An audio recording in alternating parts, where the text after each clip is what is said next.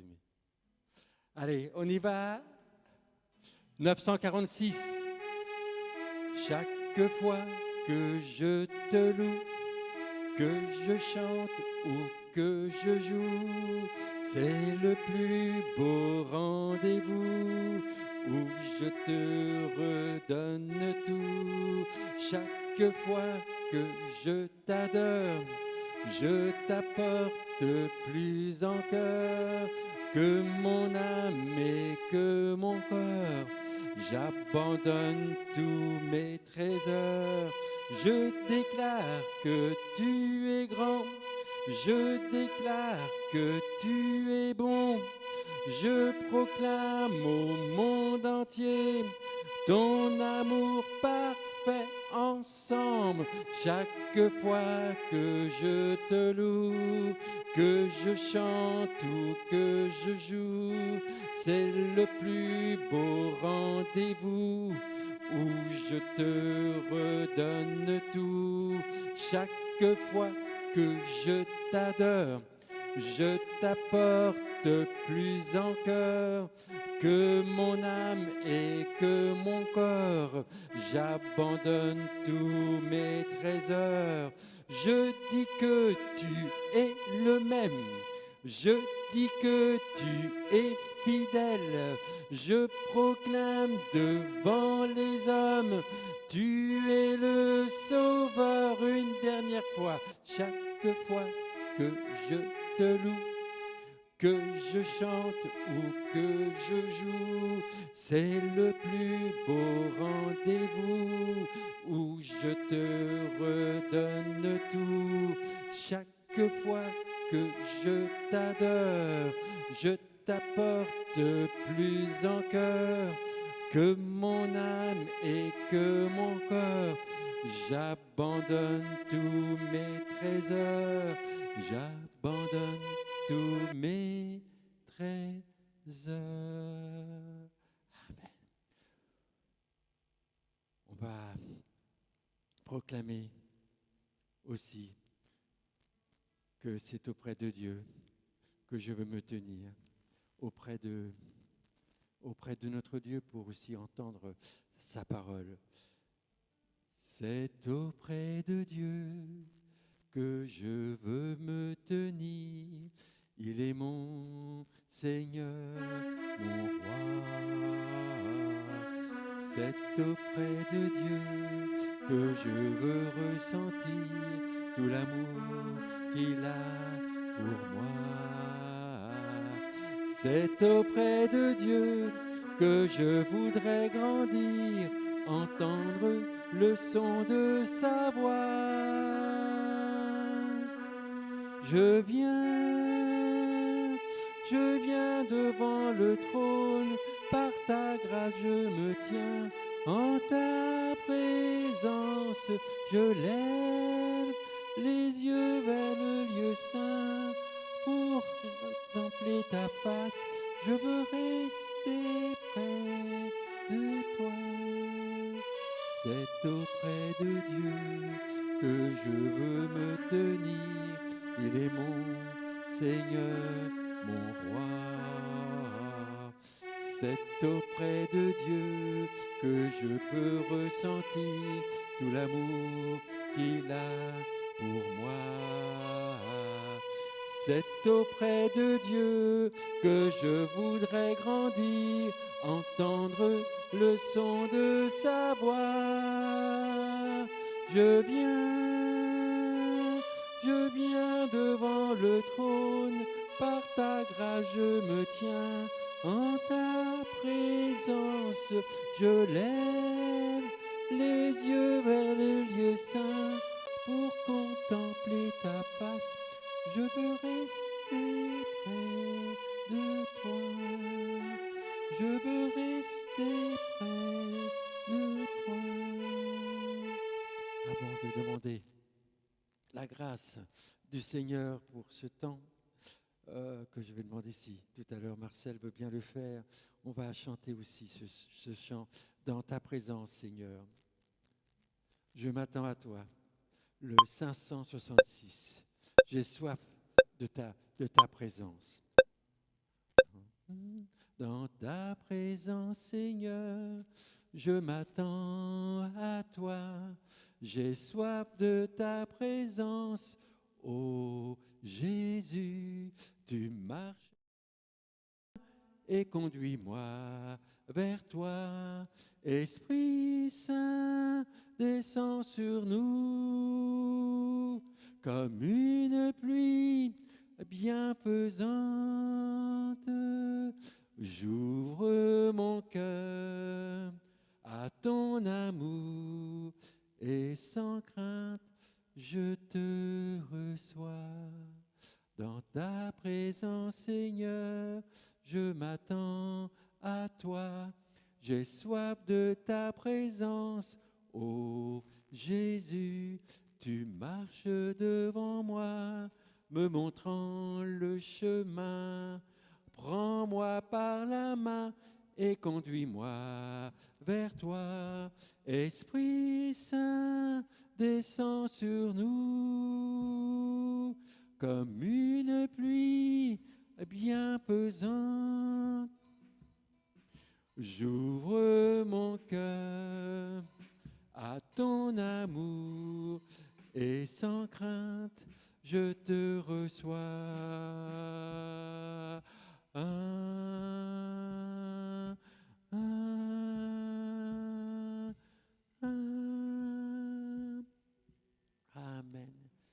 Merci.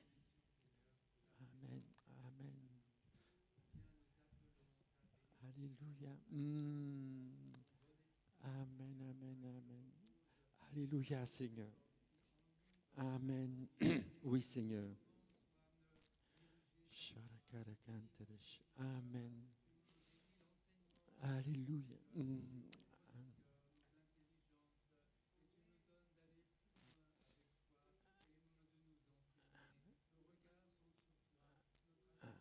Amen, amen. Alléluia.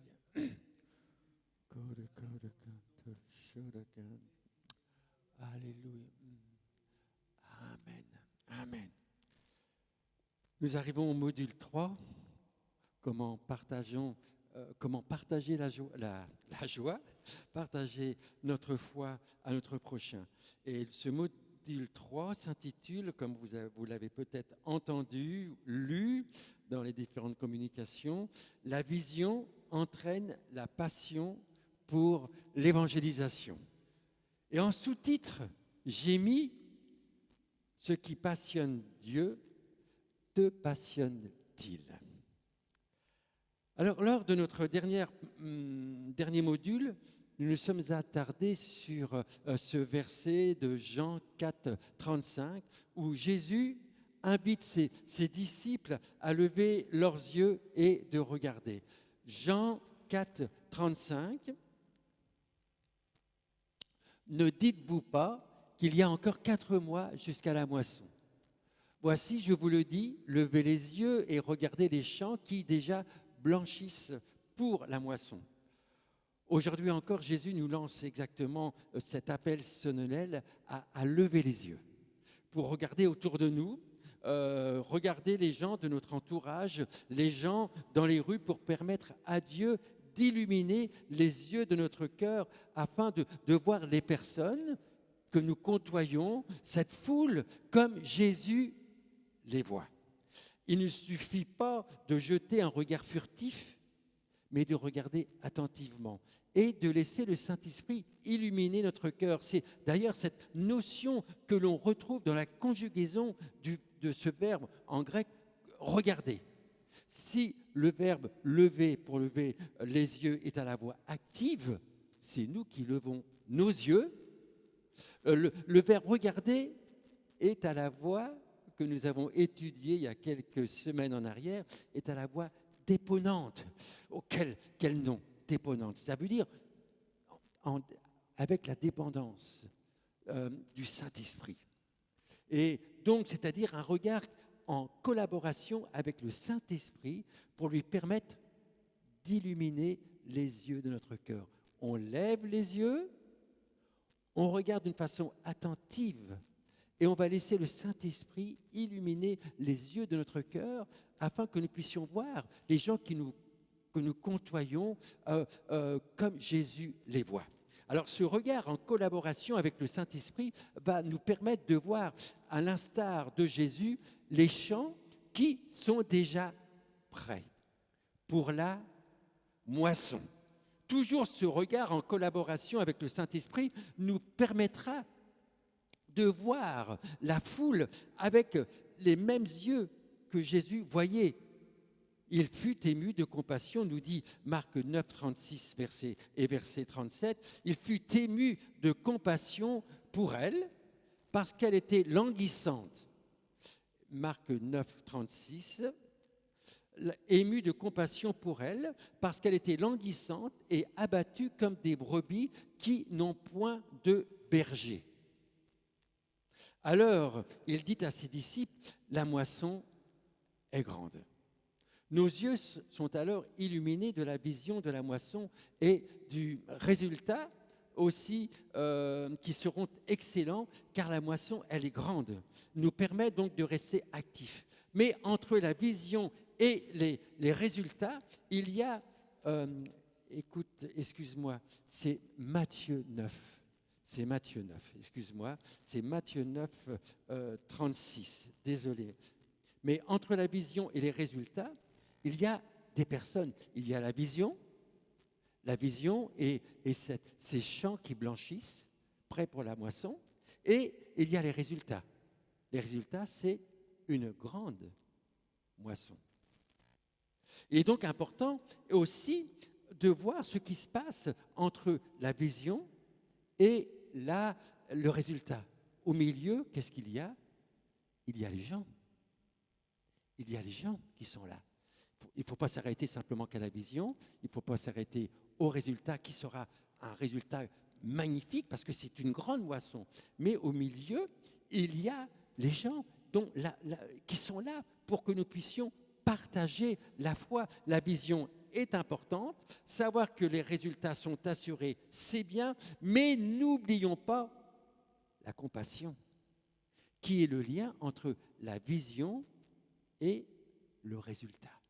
Alors regardons de nouveau Matthieu 9, 36. Voyant la foule, il fut ému de compassion pour elle, parce qu'elle était languissante et abattue, comme des brebis qui n'ont point de berger. Alors, il dit à ses disciples, la moisson est grande, elle est grande, abondante, le terme exact, mais il y a peu d'ouvriers. Le cœur de Jésus était ému par les gens qu'il voyait, fatigués, abattus, désorientés, des hommes et des femmes, là, sans réel objectif, sans but dans leur vie.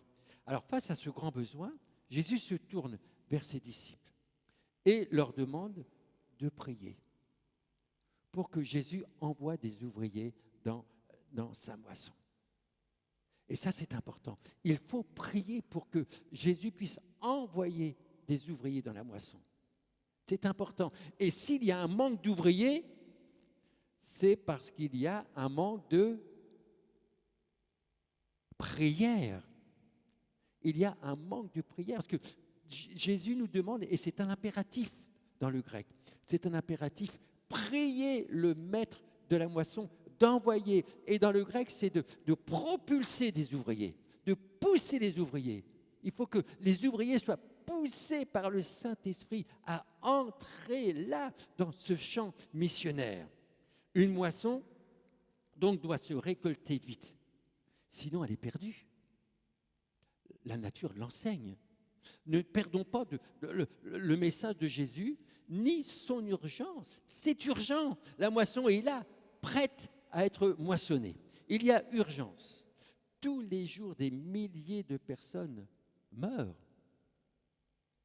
On le sait. Sans avoir entendu l'évangile de Jésus, sans avoir entendu le message de Jésus. Nous sommes appelés à faire preuve de compassion envers ceux qui nous entourent et qui sont désorientés, qui sont perdus. Saisir chaque occasion pour parler de Jésus, partager notre foi. Nous devons être passionnés par les âmes qui se perdent et qui resteront perdues si personne ne leur parle de Jésus.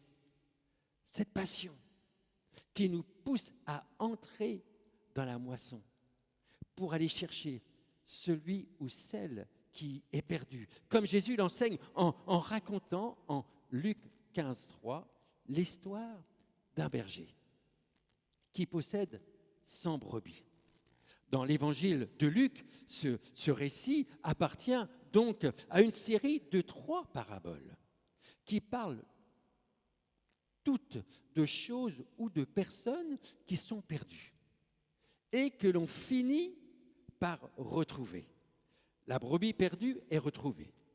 Puis la pièce de monnaie retrouvée par la ménagère. Et enfin la belle histoire du fils prodigue perdu et retrouvé lui aussi. Alors, à l'aide de ces 3 personnes, de ces 3 paraboles, on va tenter de répondre à cette question qui est le sous-titre du message de ce soir. Ce qui passionne Dieu, te passionne-t-il ? Ce qui passionne Dieu, te passionne-t-il ? Premier point, première parabole. Parabole de la brebis perdue. On aime raconter des histoires. Et quand c'est Jésus lui-même qui les raconte, cela prend quand même une autre dimension, n'est-ce pas ? Il n'est pas là pour nous raconter simplement de belles histoires, mais pour nous enseigner à travers l'histoire quelque chose sur nous, sur Dieu, sur son amour envers nous. La première histoire est donc, comme dit précédemment, est celle d'un berger qui laisse les 99 autres pour aller chercher celle qui est perdue. Comme nous le lisons dans Luc 15, verset 4.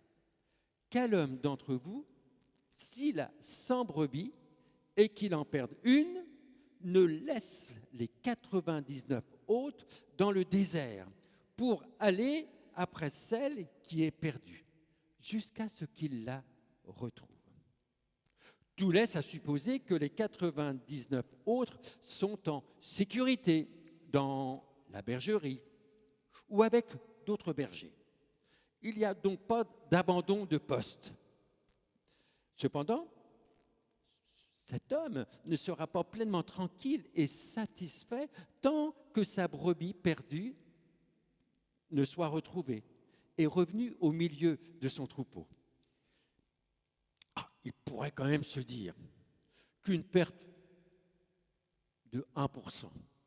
Qu'est-ce qu'une perte de 1%? C'est un bon pourcentage, 1% de perte.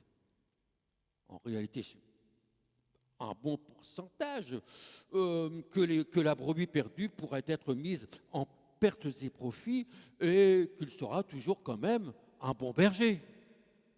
Il n'a perdu qu'une brebis. Tu es quand même un bon berger. Mais non, notre berger ne se contente pas d'être un assez bon berger. C'est cela, avoir un cœur de berger. Il ne peut pas être heureux tant qu'une brebis n'est pas rentrée. Il ne se satisfait pas de l'absence d'une seule de ses brebis. Et cela nous dit énormément sur la valeur d'une brebis, la valeur individuelle et personnelle de chaque brebis. On est frappé par l'engagement du berger et de sa détermination, toujours au verset 4, jusqu'à ce qu'il la retrouve. Il est décidé, il part à sa recherche. Et il est décidé jusqu'à ce qu'il la retrouve. Cela pourrait prendre des heures et des heures. On se donne à ses brebis quand on est berger. On les aime, ces brebis. Et c'est cette prise d'initiative énergique, motivée par l'amour pour sa brebis, que le berger, qui ressort de cette parabole, l'amour du berger pour cette brebis perdue, pour chaque brebis. Et on remarque également que le berger se lance à la recherche de sa brebis sans exiger le moindre changement préalable de la brebis. La brebis est perdue, il ne demande pas un changement, une petite approche de la brebis. Non, il va la chercher là où elle est. tout le récit donne l'impression que la brebis ne fait rien, sinon se perdent. Et dans l'attente d'être ramenée, peut-être un petit bêlement de ci, de là. En effet, nous lisons au verset 5 de cette parabole, lorsqu'il l'a retrouvée, il la met avec joie sur ses épaules, au verset 5. Très certainement que le berger lui a prodigué quelques soins, si cela était nécessaire. Cependant, il n'a qu'une seule chose qui fait que ce berger, tout heureux et soulagé d'avoir retrouvé sa brebis, cette seule chose, c'est de revenir. C'est de revenir, il revient avec joie à la maison pour appeler ses amis, verset 6, et ses voisins, il leur dit, réjouissez-vous avec moi, car j'ai retrouvé ma brebis qui a été perdue. Alors, notons qu'il n'est pas dit de retour à la bergerie, mais bien de retour à la maison. Et moi, quand j'ai commencé à travailler sur cette méditation, moi j'avais marqué de retour à la bergerie, pour être en toute transparence. J'ai regardé, mais non, ce n'est pas la bergerie, de retour à la maison. Alors depuis le début, j'ai appelé, et cela volontairement, cet homme un berger. Mais il est nullement question d'un berger.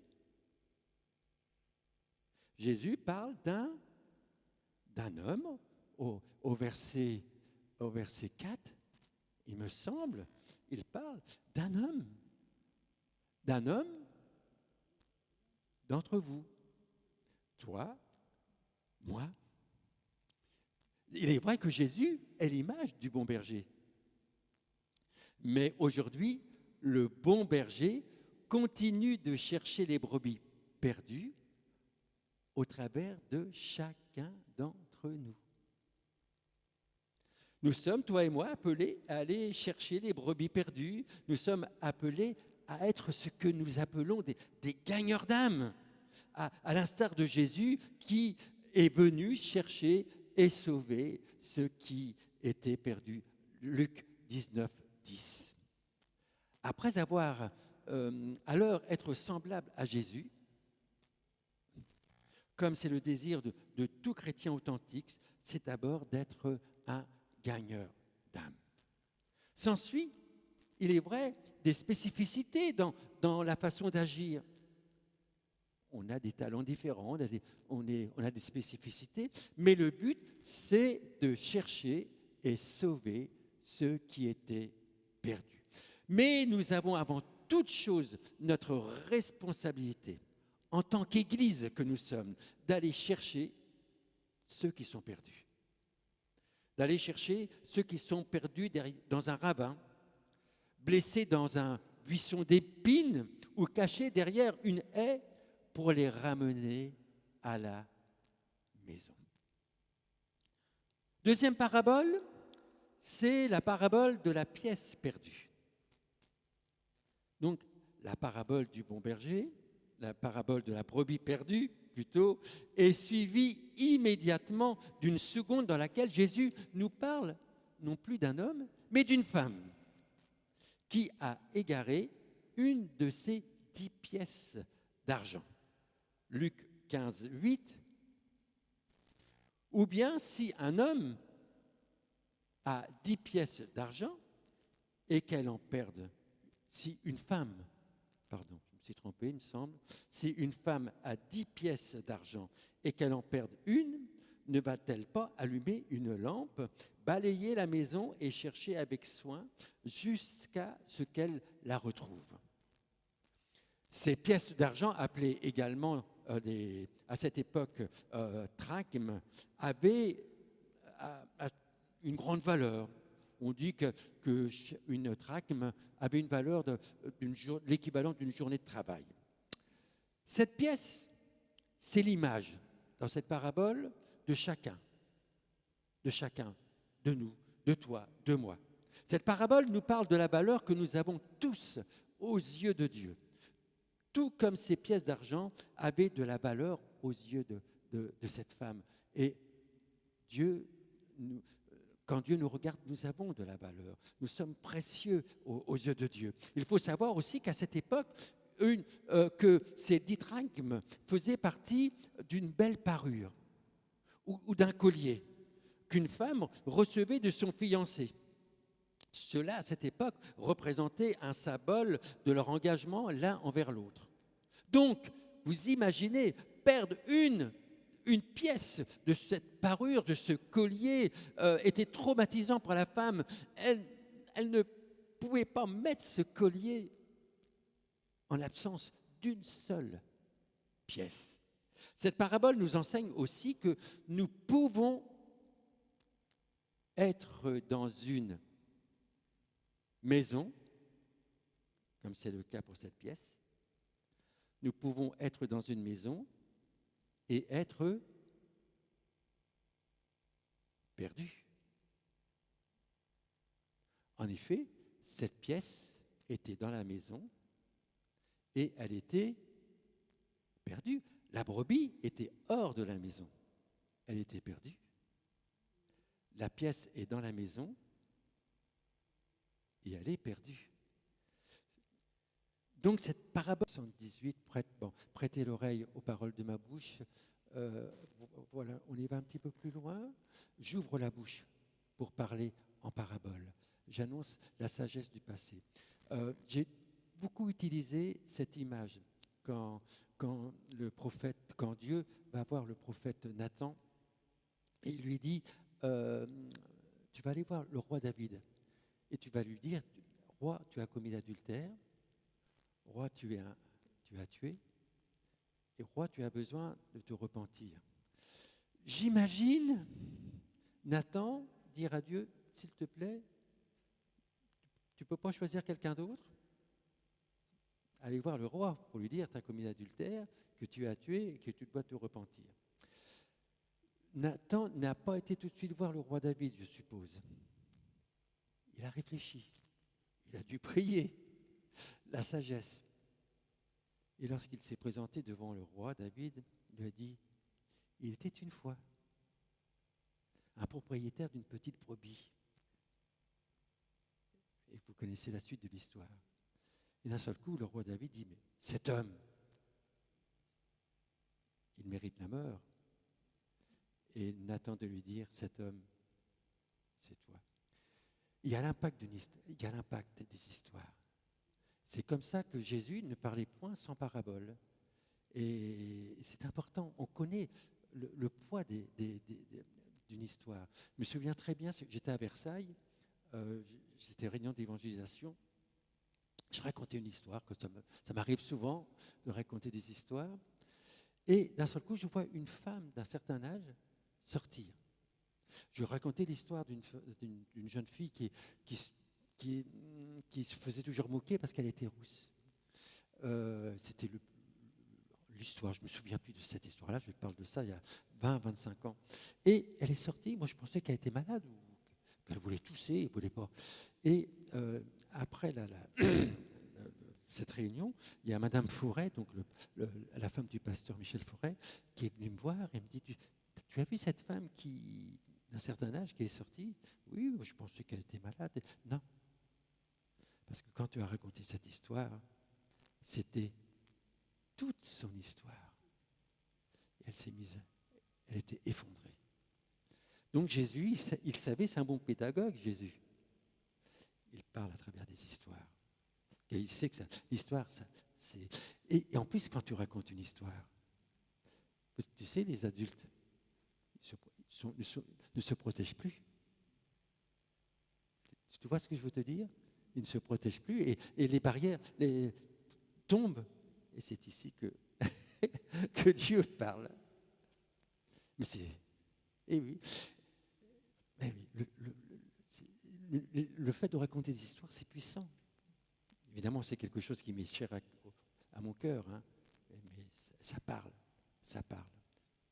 Et tu sais, chaque fois que je raconte la parabole euh, des 10 vierges, cette parabole, elle a du poids. Elle a du poids dans les cœurs. Hein. C'est pas possible, on ne peut pas écouter la parabole des 10 vierges sans quand même se poser des questions. C'est pas possible.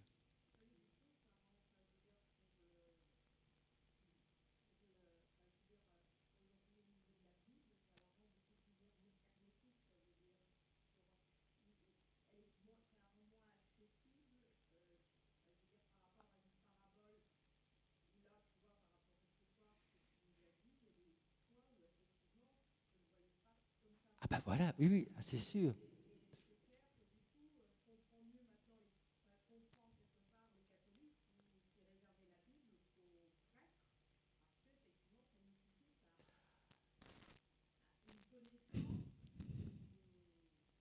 Ah oui. Alors, je vois ce que tu veux dire. Eh oui. Alors, eh oui. Oui, ça demande. Alors,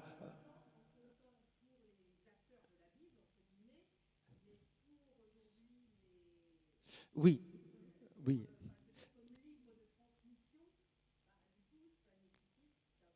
Bah, bah, le rôle, c'est pour ça que Dieu donne des ministères à l'Église. Bon, c'est sûr aussi que ce sont des images qui parlaient aux gens de l'époque, il y a 2000 ans.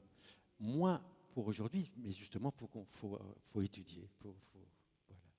Mais chaque parabole, quelquefois, il faut faire attention, faut ne pas donner un autre sens. Que quelquefois, on peut aussi, oui, ou d'autres, voilà, voilà.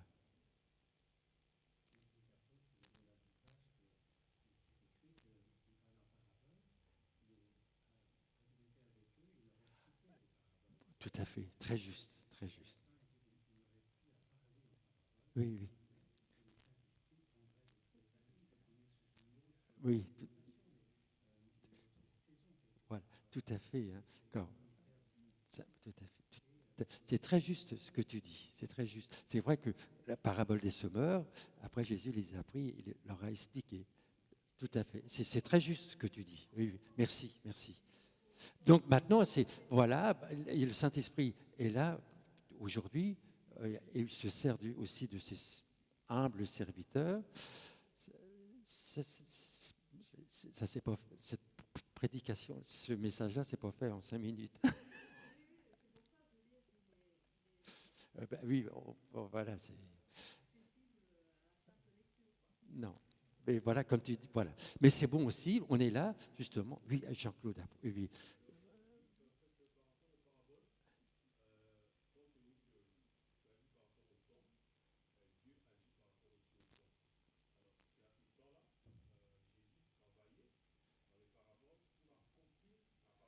Oui.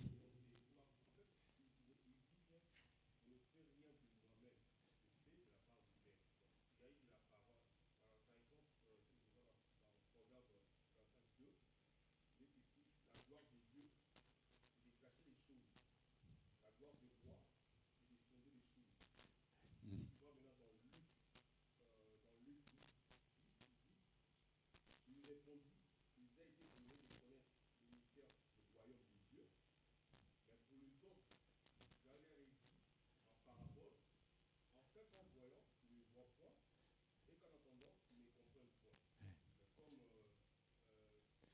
Ben,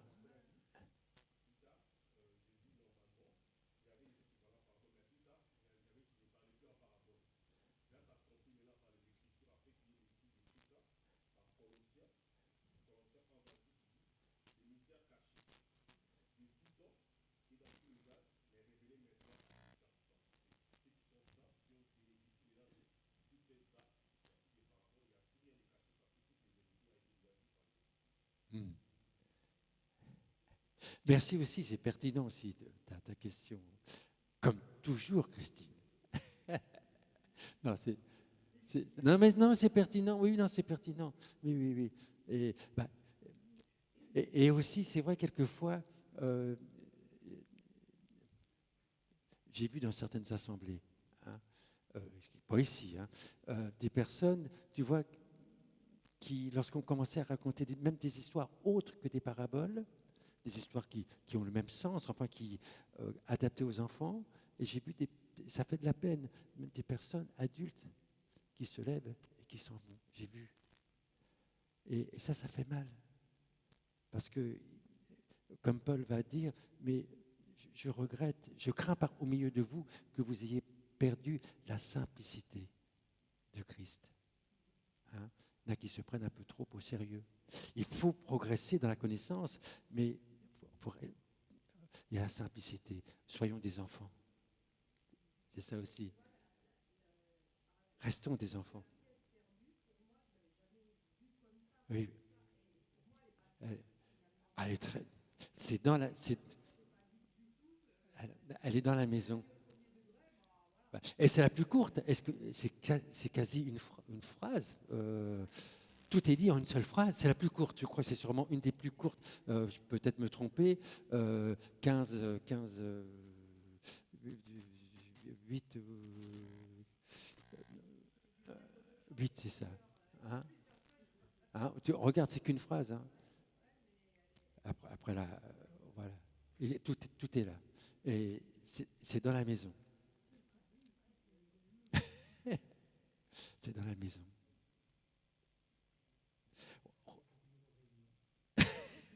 Et cette poussière recouverte, la pièce recouverte de poussière. Hein?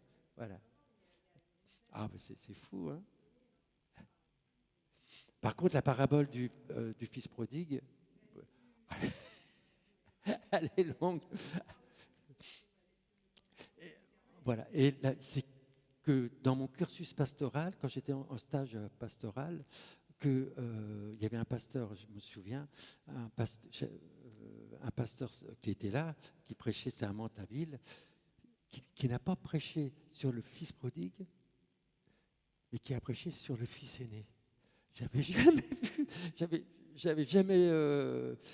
j'étais scotché, tu vois, des choses qui nous échappent complètement, hein, parce qu'on parle, à juste titre, c'est normal, on parle du fils prodigue, mais on ne parle pas du fils aîné.